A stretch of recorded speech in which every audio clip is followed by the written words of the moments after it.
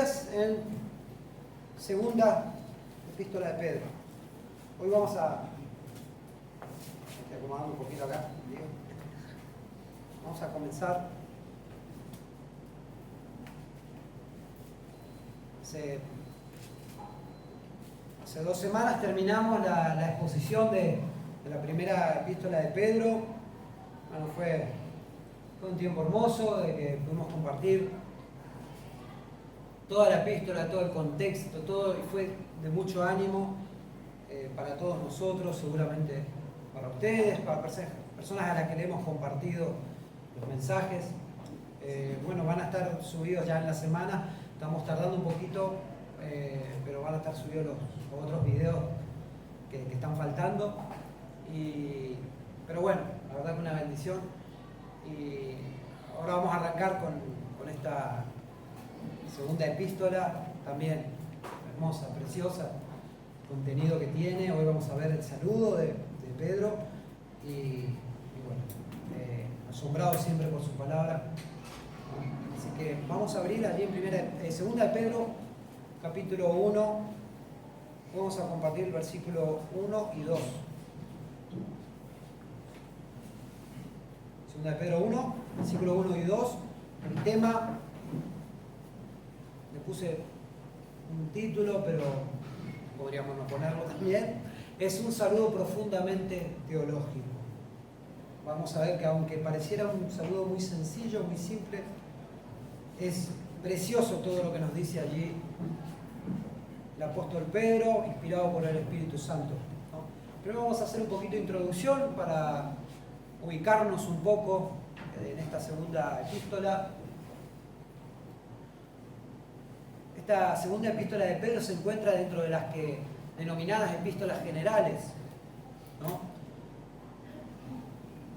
Tiene una particularidad la epístola de Pedro, ha sido una de las más controversiales a la hora de cerrar el canon. Fue la última epístola, el último libro que se acepta en el canon, porque se dudaba de su paternidad, de su autoría, justamente por el hecho de que tiene una similitud. Usted puede leerla paralelamente, la segunda epístola de Pedro y la epístola de Judas, y va a haber un paralelo en muchas cosas. Entonces se discutía mucho en esa época la autoría de la epístola de Pedro. Por lo tanto, fue la última introducida dentro del canon que nosotros tenemos en nuestras Biblias hoy.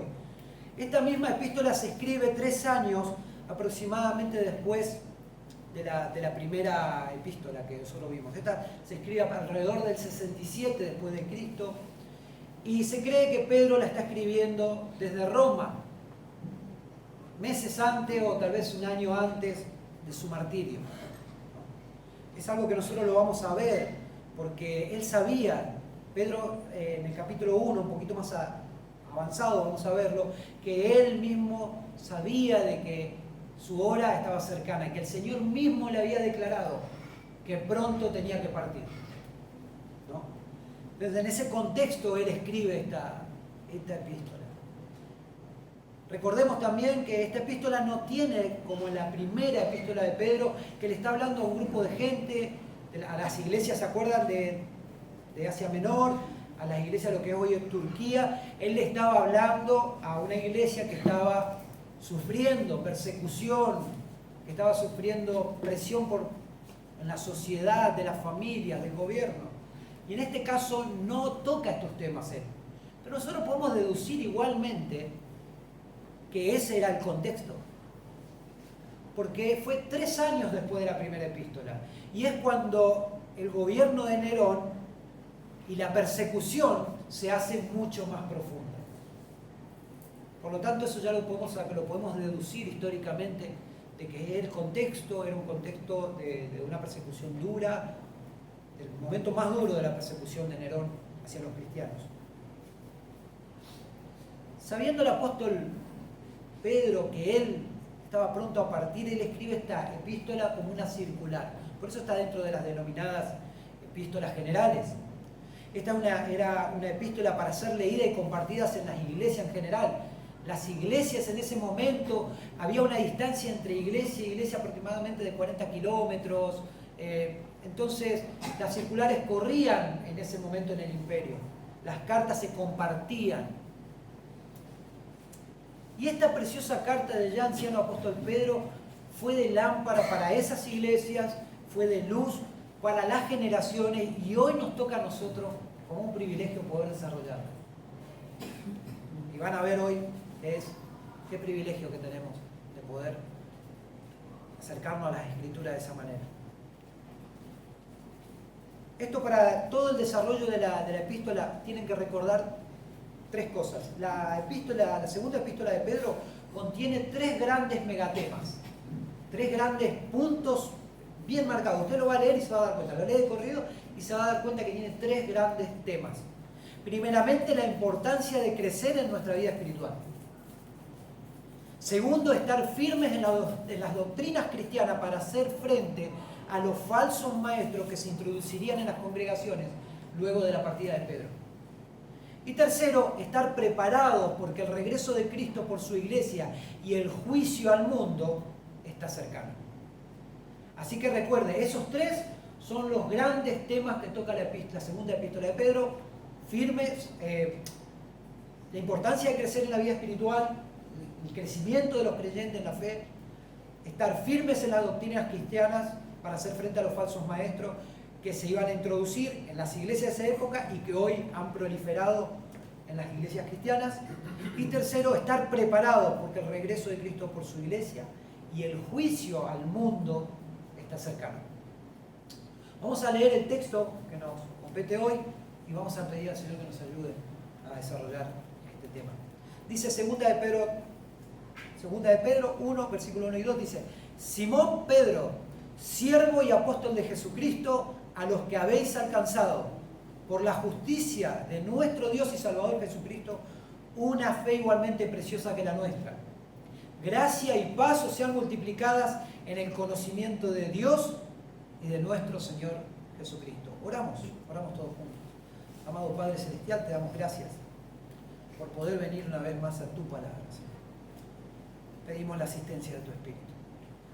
Pedimos, Señor, te pido que me ayudes, Señor, que me ayudes a poder desarrollar este estudio, estos pensamientos, que tú nos hables por tu palabra, Señor. Háblanos, necesitamos oírte. Te pido por mis hermanos, te pido por los que están aquí hoy, Señor, que tu palabra sea aliento para sus vidas. Y si alguno todavía no te conoce, si alguno todavía no ha entendido tu evangelio, que hoy, Señor, sus ojos sean abiertos y su corazón, Señor, pueda sentir la cercanía tuya, Señor, de que tú estás hablando por medio de tu palabra. Te pedimos tu ayuda, Señor, y dependemos solamente de ti. En el nombre de Jesús. Amén. Amén. Nos dice, en la primera parte, dice Simón Pedro. Él da su nombre. El apóstol aquí se está presentando, pero él se presenta con su nombre judío. Nosotros lo tenemos aquí en Reina Valera como Simón, pero en realidad el nombre hebreo de él es Simeón. Y usted lo va a ver en otras versiones. Usted puede agarrar otras versiones y usted va a encontrar que está traducido Simeón Pedro. Y es el nombre hebreo de Simón. No es que hay un error en Reina Valera o en alguna otra versión. Es el nombre hebreo de Simón, al que el Señor mismo le había cambiado el nombre. ¿Se acuerdan que Él le dijo, ya no eres Simón, sino será de ahora Cefas, que significa piedra, significa Pedro? Y no por azar Él comienza su epístola recordando esto. Esto recuerda ese momento hermoso, ¿no?, en la vida de Simón, de la vida de Pedro, en el que el Señor entró a la barca y lo llama a ser un pescador de hombres. En el que Él le dice, ya no serás más pescador común, sino que ahora vas a ser pescador de hombres. Este sencillo hombre fue llamado por el Señor. Pedro fue llamado por el Señor. Él no era un erudito. Él no era un hombre de la religión. Era un simple pescador al que el Señor escogió para una obra que trasciende las edades y que se catapulta a la eternidad. Ese simple pescador dejó las redes para seguir al Señor, para servir a los planes eternos de Dios. No no por casualidad, él recuerda que él es Simón Pedro. Él es ese pescador. Y hermano, y así como fue con él, así es con cada uno de los que el Señor llama. Así es con cada uno de ustedes. Si ustedes han sido llamados por el Señor a esta fe. No importan nuestras características, nuestra preparación, nuestras habilidades. Lo que importa es que Dios nos llamó. Es que el Salvador un día te dijo, seguime. Eso es lo importante. Es el llamado de Dios a los hombres a ser parte de su pueblo. Eso es lo maravilloso. Por eso no de balde yo creo que me quería detener en el nombre de Él. Porque podría tranquilamente, como lo dice ahora, vamos a ver, que Él habla de que Él es apóstol de Jesucristo, pero Él recuerda que Él es Simón Pedro, es aquel pescador, aquel simple pescador, un hombre sin letras, al que el Señor llamó. También nos dice, Simón Pedro, siervo y apóstol de Jesucristo, cosa preciosa también tenemos aquí. Aquí dice, el apóstol nos deja ver el manso carácter que él tenía. Lejos está de él aquel temperamental hombre que caminó por Galilea, por las tierras por la calle de Jerusalén con el Señor. Lejos está de él aquel hombre que peleaba por los mejores lugares, que era temperamental. Él es un siervo. Él tiene los pies bien plantados en esta edad, ya estando viejo, ya estando en sus últimos días. Y por eso él aclara, él tiene los pies bien sobre la tierra y él dice, él aclara que es un siervo. Y todos sabemos, los que estamos familiarizados con la lectura de las Escrituras, que cuando la Biblia utiliza la palabra siervo, está hablando de ser un esclavo. Y eso es lo que él está reconociendo. Yo, el viejo pescador, soy un esclavo y soy un enviado de Jesucristo. Mi vida no me pertenece. Jesús es dueño de mi vida. Él le pertenece a Cristo. Porque Cristo lo compró. Y como nos dice la Escritura, no con piedras preciosas, con oro, con plata, sino que Él lo compró con su sangre derramada en la cruz. Él está marcado por aquel que lo redimió. Aquel que lo llamó detrás, que lo llamó de la barca, que lo llamó de andar dando peces. Ahora Él es un esclavo de Jesucristo. No debemos tener temor de usar estas palabras, son las palabras de las Escrituras. Él le pertenece a Jesús. Y también dice que Él es apóstol. ¿Recuerda quién es Él? Que Él es un esclavo de Cristo, y también recuerda que es un apóstol. Él es un enviado, un comisionado. Es un mensajero de las buenas nuevas. Y aunque a su vez también Él está hablando con autoridad, porque esa autoridad le había sido delegada a los apóstoles, había sido delegada por el Señor, a los testigos presenciales, los que caminaron con el Señor durante 3 años en su ministerio, Él recuerda que Él es un siervo, Él es un esclavo, pero que también Él es un apóstol, Él es un comisionado, Él es un mensajero del Evangelio, Él es un mensajero de Cristo. Si no nos detenemos a analizar todas estas palabras, nos perdemos de todas estas cosas. Y es algo hermoso y que debemos tomar ese ejemplo nosotros. Podemos leer mucho, podemos informarnos mucho, podemos crecer en nuestro conocimiento, podemos manejar los idiomas bíblicos, pero siempre debemos recordar cuando nos llamó el Señor, de dónde nos llamó, de la miseria de nuestra alma, de la muerte espiritual, de cuando estábamos perdidos en nuestros pecados. Él nos llamó y nos compró y ahora le pertenecemos. No hay nada especial en ninguno de nosotros. No hay nada en especial en ninguno. No hay lugar para el orgullo en un creyente. Y ahora vamos a ver algo que creo que es el centro del mensaje de hoy. Cuando él dice, Simón Pedro, siervo y apóstol de Jesucristo, a los que habéis alcanzado por la justicia de nuestro Dios y Salvador Jesucristo una fe igualmente preciosa que la nuestra. Siempre me gusta recalcar esto. La Biblia, hermanos, está dirigida a los cristianos, a los creyentes. La Biblia no es no está dirigida al mundo entero, está dirigida al pueblo de Dios. La Biblia es para el consuelo de Dios, del pueblo de Dios. Es dirigida a ellos, a los escogidos de Dios, a los cristianos en todo lugar. Y aquí nos dice, han alcanzado, a los que han alcanzado. Aquí en Reina Valera nosotros tenemos, en esta traducción tenemos esa palabra alcanzado. Esto es un participio del verbo alcanzar. Esto nos da la idea de algo que puede ser poseído o tomado por la mano humana, por el esfuerzo, por el trabajo, pero no es así en el idioma original. No justamente es la mejor traducción, aunque se puede traducir así, pero no es justamente la mejor traducción. El idioma original no tiene el significado que para nosotros tiene alcanzar. En el original la palabra lancano significa obtener por suertes. Nosotros acá lo tenemos como habéis alcanzado, pero en realidad, cuando uno lo puede traducir, se puede traducir como tener en suerte, cuando algo te toca en suerte, como cuando te ganaste algo. Y así está traducido en muchas versiones, se las leo.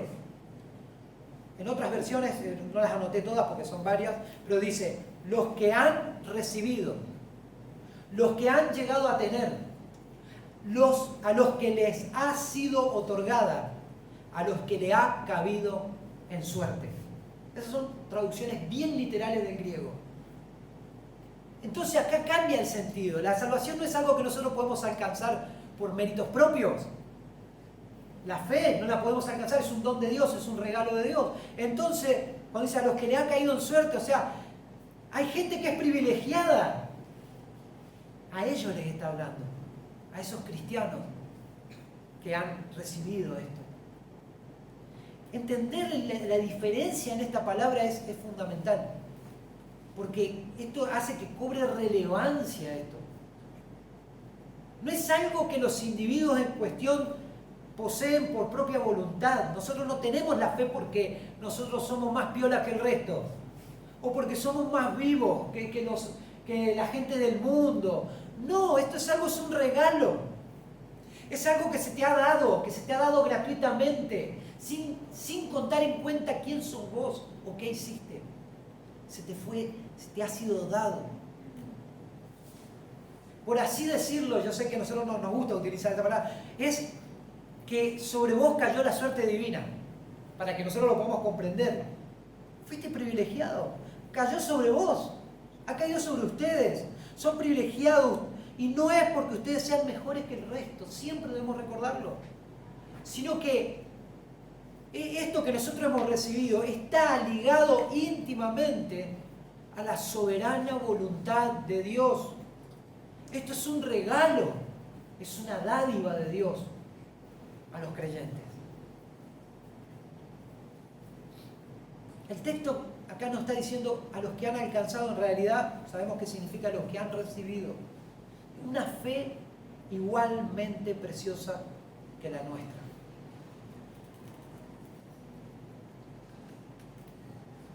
Ustedes van a ver que yo me estoy saltando por la justicia de nuestro Dios y Salvador Jesucristo, y es a propósito. Primeramente vamos a definir qué es esta fe, qué es la palabra fe que se utiliza aquí. Esta se puede referir, la palabra fe cuando se utiliza en el Nuevo Testamento siempre tiene como dos caminos, por así decirlo. Uno es el camino objetivo, que significa lo que una persona cree, ese conjunto de doctrinas que uno cree. Es el credo en sí mismo. Hay gente que dice que tiene fe, pero ni sabe lo que cree. Eso es una fe subjetiva. Tiene una confianza en algo, pero no es una fe objetiva, como nos muestra la Biblia, que es el conjunto de doctrinas que una persona debe creer. Como les decía, el conjunto de doctrinas es la mirada objetiva de la fe, pero también tiene esta fe igualmente preciosa que dice aquí, tiene una mirada subjetiva, que es la mirada de la experiencia, de la certeza, de la confianza en Dios. El apóstol dice, una fe igualmente preciosa que la nuestra. Recordemos eso, que la nuestra. Él está diciendo que los creyentes poseen la misma fe que tenían los apóstoles. la misma fe, una misma confianza, una misma certeza. Y hermanos, yo con respecto a esto, a esta fe común dada a todos los cristianos, no hay fe mayores o menores. Es la misma fe, la que tenían los apóstoles, que la que tenían los creyentes. Como que hoy se hace mucho énfasis en fe de gigantes, ¿no? Van a ver hasta conferencias, gigantes en la fe, o fe extraordinaria. Y hoy vimos pasajes en los que sí hay una fe, una confianza especial, pero no es la que está hablando acá. Y ahora vamos a ver por qué. Esta es una fe común que tienen los cristianos. La fe que nos habla aquí es la misma que tuvieron los apóstoles, es la misma que tuvieron los creyentes del primer siglo que murieron por seguir a Cristo. Y es la que tienen todos los verdaderos cristianos en todo el mundo. Es a los que se les ha dado esta fe como un regalo. Es la fe que se te ha dado a vos si has creído, es la fe que se me ha dado a mí cuando creí.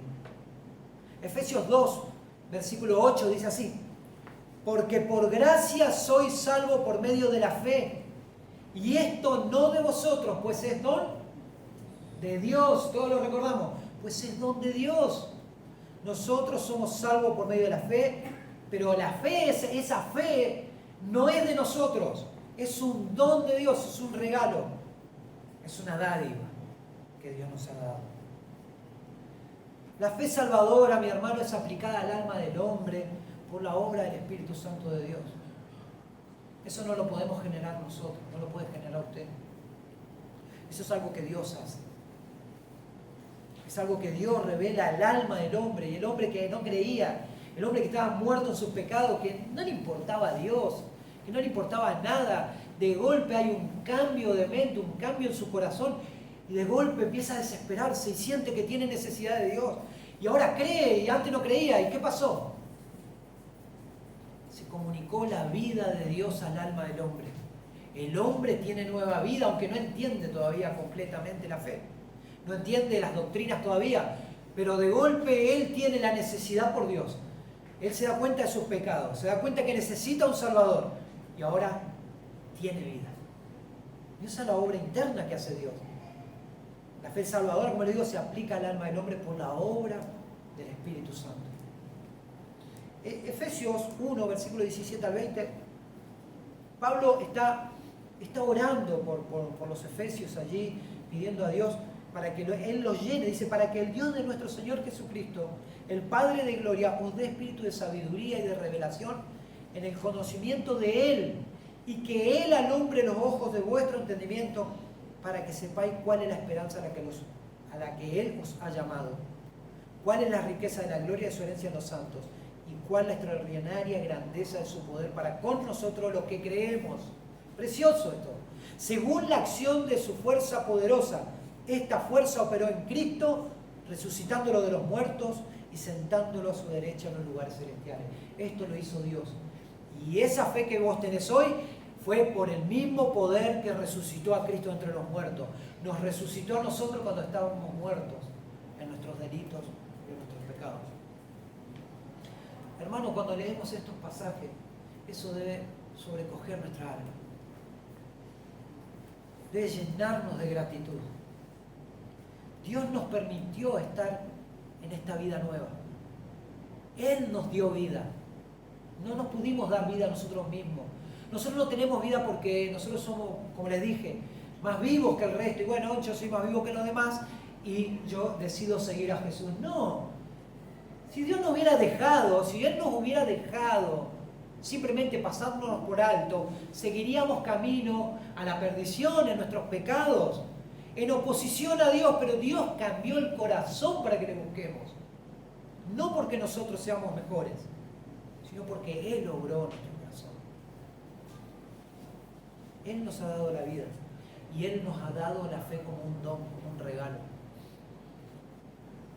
Este concepto de una fe igualmente preciosa que la nuestra, ya lo había introducido Pablo en Romanos 1, versículo 12. Le leo la segunda parte de ese versículo. Como él nos dice: para ser mutuamente confortados por la fe que nos es común a vosotros y a mí. O sea que hay una fe que es común de los cristianos. Los creyentes tienen una fe en común. Los apóstoles, los que nosotros llamamos grandes hombres de Dios, tienen la misma fe que los cristianos más simples. Todos tienen la misma fe en ese sentido. La esperanza y la confianza en el Salvador. Esto es hermoso. Ahora vemos que esta fe preciosa, igual que la que poseen los apóstoles, dada a los creyentes. Y ahora vamos a detenernos en el motivo principal de todo esto. ¿Cómo es que nosotros podemos tener esto? ¿Cómo es que el hombre puede recibir esto en su vida? El motivo, mi hermano, es la justicia de nuestro Dios y Salvador Jesucristo. Esto no fue un regalo común y corriente. Y te pido que prestes atención, particularmente en este punto que vamos a ver. Porque de esto muchas veces, de no prestar atención a esto, depende nuestra alma, depende el destino de nuestra eternidad, depende el conocer a Dios o no.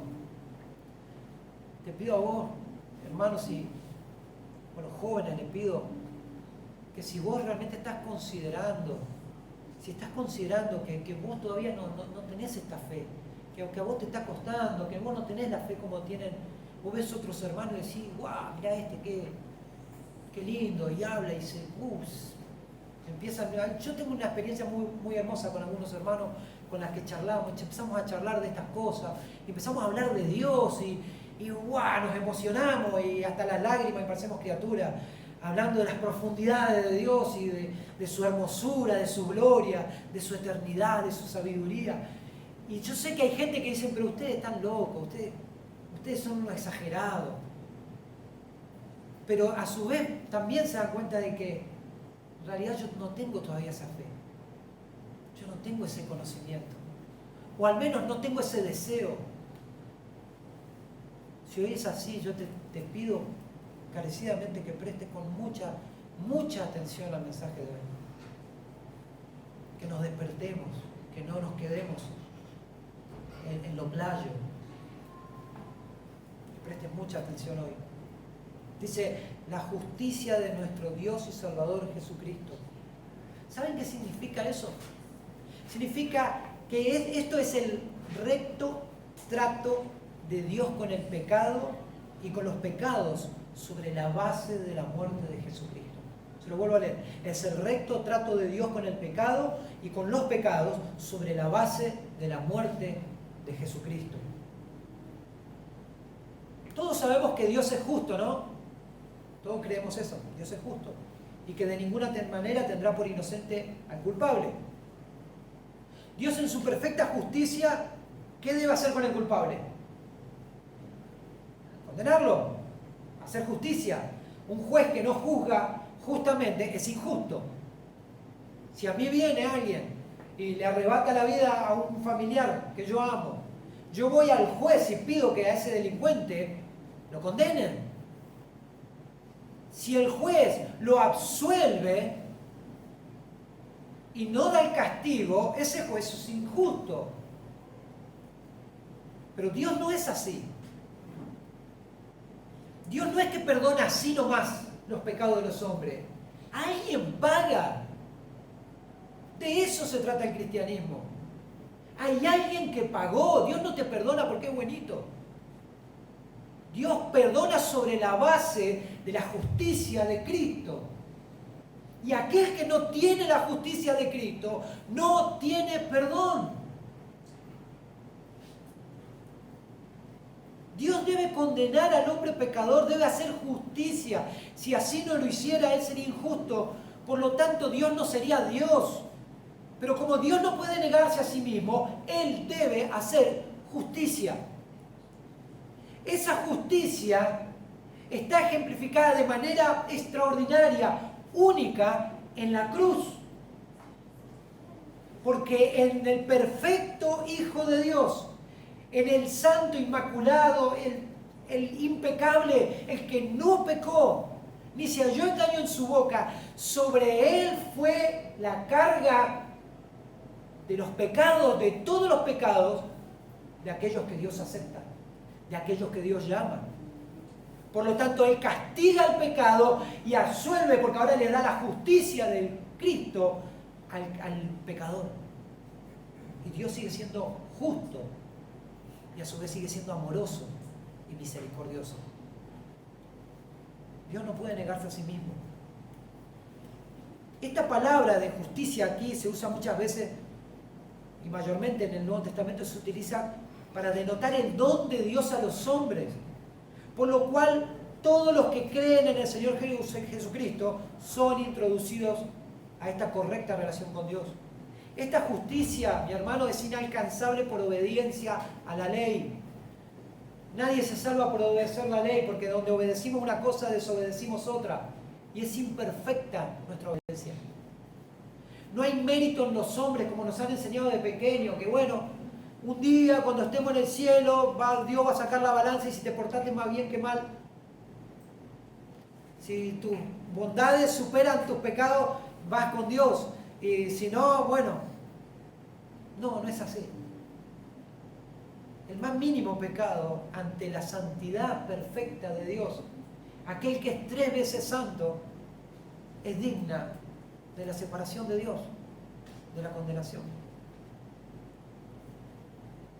La justicia inalcanzable por obediencia a ley alguna, o por mérito humano, o por cualquier otra condición que no sea la fe en Cristo. Porque Él obedeció la ley perfectamente. Él nunca pecó. Él es el Cordero sin mancha. Como nos dice allí, lo recuerda el pasaje de 2 Corintios 5, 21, al que no conoció pecado, por nosotros lo hizo pecado, para que nosotros fuésemos hechos justicia de Dios en Él. Qué versículo, ¿no? Deberíamos hacerle una remera acá, para ponerlo. Al que no conoció pecado. Él lo hizo pecado. Él cargó el pecado del pueblo de Dios sobre Él, para que nosotros podamos recibir su justicia. Voy a leer unos comentarios que me parecieron preciosos. Primero, el Catecismo de Westminster, que es un material para enseñar en la iglesia a través de preguntas y respuestas, que es hermoso, cuando puedan leerlo, hace la siguiente pregunta. Acá estamos hablando de la justicia. Dice, ¿qué es la justificación? Pregunta en el Catecismo. Respuesta. La justificación es un acto de Dios de libre gracia hacia los pecadores, en el cual Él perdona todos sus pecados, acepta y considera justa a personas delante de sus ojos, no por alguna cosa producida en ellos o hecha por ellos, sino solamente por la perfecta obediencia y la completa satisfacción de Cristo, imputadas por Dios a ellos y recibidas por la fe sola. Es por Cristo, no es por los hombres. Eso lo dice el Catecismo de Westminster. Miren lo que decía Juan Calvino, esto me pareció hermoso. Dice, nosotros explicamos a la justificación simplemente como una aceptación por la cual Dios nos recibe en su favor y nos estima como personas justas. Y decimos que ella consiste en la remisión de los pecados y la imputación de la justicia de Cristo. La justificación, por lo tanto, no es otra cosa que la absolución de culpabilidad de aquel que fue acusado. Dios nos absuelve. Dice, como si su inocencia hubiese sido probada. Ya que Dios, por lo tanto, nos justifica por la mediación de Cristo, Él nos exculpa, no por un reconocimiento de nuestra inocencia personal, sino por una imputación de justicia.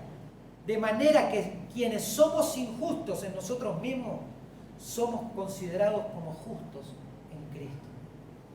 Qué precioso. Qué precioso lo que dice aquí. Y vuelvo a citar en otro comentario de Juan Calvino, que él cita a uno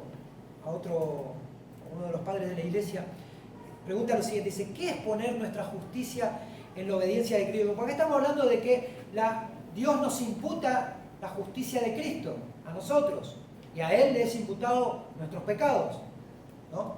Ahora, ¿qué significa poner nuestra justicia en la obediencia de Cristo? Sino sostener que somos considerados justos solamente por su obediencia, porque su obediencia es aceptada por nosotros como si fuera propia, como si fuera nuestra. Y él cita aquí al obispo Ambrosio, allí por el año 300, él fue el mentor de Agustín de Hipona. A los que les gusta leer, él lo cita a Ambrosio, el mentor de San Agustín, y dice, me parece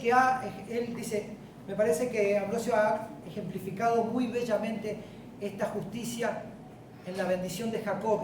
Me pareció maravilloso esto. Presta atención a esto. Dice, él se estaba refiriendo a Jacob cuando él va al padre, él va disfrazado de su hermano.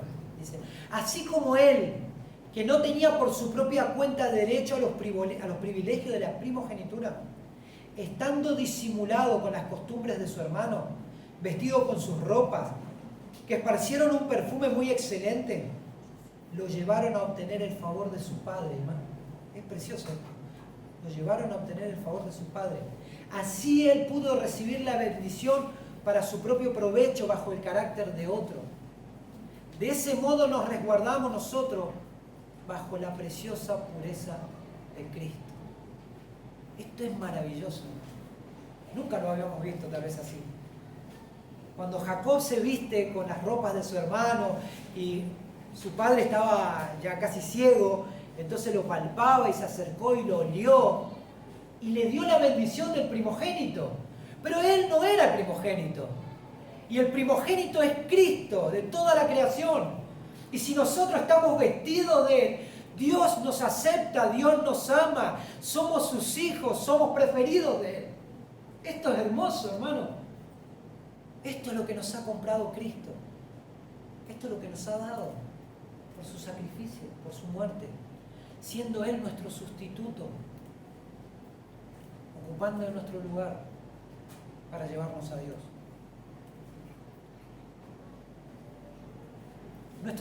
Nuestro Dios y Salvador Jesucristo nos dice aquí. Seguimos en el texto. Dice Simón Pedro, siervo y apóstol de Jesucristo, a los que habéis alcanzado por la justicia de nuestro Dios y Salvador Jesucristo. Hermanos, nosotros podemos afirmar juntamente con, ¿se acuerdan? Tomás, el incrédulo. ¿Se acuerdan? El que caminaba con el Señor y estaba con ellos, era un incrédulo. Cuando él ve y toca al Señor resucitado, ¿qué dijo él? Señor mío y Dios mío. Y esto es así, hermano. Jesucristo es Dios encarnado. Y así lo declara la palabra en Colosenses 2, versículo 9. Porque en Él habita corporalmente toda la plenitud de la deidad. Así lo revela también su nombre. Él es Jesús y su nombre significa Salvador. Como le dijo el ángel a María, Él salvará a su pueblo de sus pecados. Qué tremenda bendición la que está dando Pedro. ¿Vieron la magnitud de lo que está diciendo en 4 palabras aquí? Es maravilloso. Y también termina su saludo, su salutación diciendo gracia y paz os sean multiplicadas. Este es un saludo combinado, muy comúnmente usado en las epístolas. Usted lo va a saber en la epístola de Pablo también. Y aquí Pedro lo usa a modo de deseo. Cuando arranca una epístola así, es un deseo, es una oración del apóstol, que está orando a Dios para que ellos, para que estos destinatarios, en el contexto en el que ellos estaban viviendo, Nerón en el poder y los cristianos perseguidos, que ellos puedan experimentar la gracia y la paz de manera abundante. Y hermano, tal vez pueda estar vos pasando dificultades, luchas, presión, oposición en cuanto a tu vida como cristianos. Que la paz y la gracia de Dios sea sea multiplicada en tu vida. Esto viene solo de Dios. ¿Cómo puede una persona recibir gracia y paz? Lo dice el mismo texto. En el conocimiento de Dios y de nuestro Salvador Jesucristo y nuestro Señor Jesucristo. Hermano, a medida que vamos conociendo a Dios, que vamos recorriendo el camino con Él, vamos creciendo. Hoy nos dijo nuestro hermano, él habló hoy de la fe, de que debemos ir creciendo y abundando en esto. Cuando a medida que vamos conociendo más al Señor, crecemos en la fe, crecemos en gracia y crecemos en paz. El Señor me salvó cuando yo tenía 20 años, la edad de mi hijo hoy. Y hoy disfruto de una gracia y de una paz que en ese momento todavía no disfrutaba de la misma manera. Y hoy puedo decir que el Señor hasta acá me ha acompañado y ha estado conmigo y he aprendido a ver su fidelidad. No porque me cumpla mis deseos, no, eso no es bíblico, sino porque Él, a través de muchas dificultades y del camino que Él ha trazado para mi propia vida, para mi familia, he visto su fidelidad todos los días, acompañándome, recordándome que Él iba a estar conmigo, así como ha estado con cada uno de ustedes, todos los días hasta el fin. En Él podemos confiar. Vamos creciendo y abundando en la gracia y en la paz. Pero esto viene a través del conocimiento de Dios y de nuestro Señor Jesús. Tal vez vos me preguntás cómo puedo conocer entonces a Jesús. Pues sabemos que conocer a Jesús no es venir a la iglesia, cantar y tener emociones. No, eso no te puedo asegurar que en el momento de la tormenta, en el momento que tambalea la fe, todo eso no sirve. ¿Cómo conocer a Jesús? Primeramente, Él nos dejó este regalo. Conocer minuciosamente la palabra de Dios. Podemos leer muchos libros, pero nada puede reemplazar la palabra. Nada puede reemplazar la palabra. Aquí vemos al Señor, vemos su nacimiento virginal, vemos su ministerio, muerte, resurrección, ascensión a los cielos, sus promesas. Y allí de una manera verdadera conocemos intelectualmente y conocemos racionalmente al Señor, porque la fe es racional, mi hermano. Algunos siempre hay esa discusión de que no, la fe no se puede. No, mi hermano, es racional, es un conjunto de doctrinas y no son locos y no son incoherencias. La fe es racional y también apunta a nuestro intelecto, pero también tenemos que crecer en la comunión con Dios. Ver el obrar de Dios en nuestras vidas. Cuando nosotros tenemos oraciones contestadas, cuando usted está enfrentando una tentación, está haciendo frente a un pecado que lo abofetea cada tanto, que lo humilla en secreto, y usted ahora ora a Dios y busca al Señor y Dios le da fuerza y vence y se sobrepone a esas dificultades. O el Señor trae consuelo cuando usted está totalmente desconsolado por una situación que no puede manejar. Eso de una manera personal, de una manera experimental, uno va conociendo a Cristo. A través de la comunión con Él, de su obrar en nuestras vidas. Ahora su gracia y su favor en nosotros, y también esa es otra manera de conocer a Dios. Ambas cosas deben ir de la mano, mi hermano. Y de esto se va a tratar el primer tema que vamos a ver. La próxima es del crecimiento espiritual de los cristianos. De que usted tiene que crecer, de que yo tengo que crecer. Y estas cosas van de la mano siempre. El conocimiento intelectual, bíblico, de quién es Jesús. Debemos saber quién es. ¿Qué dice la palabra? ¿Qué dice la historia a través de Él? De su persona, del carácter de Dios, de sus atributos, de quién es Dios. Pero a su vez también tenemos que conocerle personalmente, experimentarlo. seguirlo. Estas cosas van combinadas. Y hermanos, cuando estas cosas están combinadas en nuestras vidas, hacen que la gracia y la paz, como dice aquí, sobreabunden en nuestras vidas. Sé que tal vez puede ser un llamado de atención para algunos de ustedes que estas dos cosas están fallando en estas cosas. Esfuércese, mi hermano, en estas dos cosas. ¿Quiere saber más de Jesús? ¿Quiere amar más a Jesús? Pase tiempo en su palabra. Pase tiempo en oración. Busque al Señor. Quería que terminemos orando, que pensemos en esto. En esa imagen que les compartí de Jacob, ¿no? Precioso ese ejemplo. Son las vestiduras de Cristo las que nos hizo aceptos delante de Dios.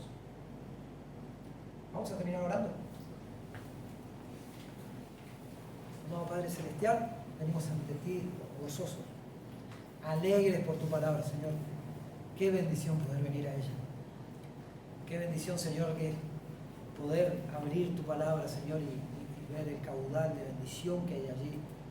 Señor, y que no estamos torciendo tu palabra, que no estamos, Señor, que tal cual está allí la estamos viendo. Y que es de tanto consuelo para nosotros, que es de ánimo, Señor, saber de que tú enviaste a Cristo porque nos amaste, Señor. Y porque nos amaste, Señor, enviaste a Jesús y Él murió en la cruz para ocupar nuestro lugar. Para que en Él sean cargados nuestras maldades, nuestros pecados, y que a nosotros nos sea imputada esa justicia, esa perfección. Te damos gracias, Señor, porque esto no hubiera podido venir de nosotros mismos. Nosotros no hubiéramos buscado nunca esto. Es una gracia tuya. Es maravilloso, Señor, nos sorprende. Y te pido, Señor, que no nos deje de sorprender nunca. Que siempre estemos expectantes ante estas verdades. Tu glorioso Evangelio. Tu hermoso, precioso amor, Señor, por nosotros. Te damos gracias. Gracias por la comunión de tu Espíritu. Gracias, Señor, por tu palabra. Gracias por mis hermanos, Señor, aquí presentes. Te pido que tú les bendigas y que recapacitemos, Señor, si en algo de todas estas cosas tenemos que ajustar en nuestras vidas. Ayúdanos.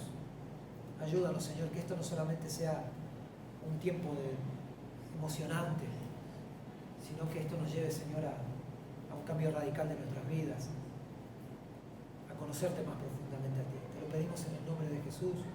Te alabo, bendigo tu nombre, Señor. Te pido que nos bendigas, Señor, que bendigas a tu pueblo de regreso a casa. Te doy gracias y nos encomendamos en tus manos. Amén.